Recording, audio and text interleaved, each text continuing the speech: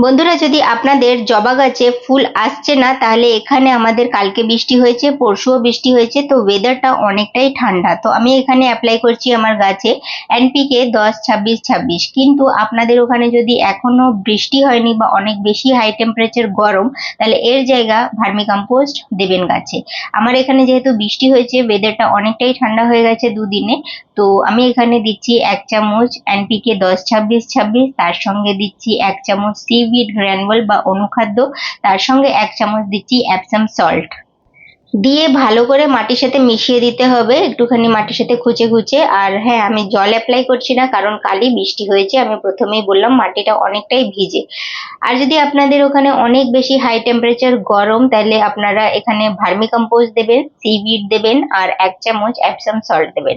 দেখবেন আপনাদের গাছে খুব ভালোভাবে ফুল আসা স্টার্ট হবে, ওভারঅল গ্রোথ হবে। ধন্যবাদ ভিডিও দেখার জন্য, চ্যানেল সাবস্ক্রাইব করে নেবেন।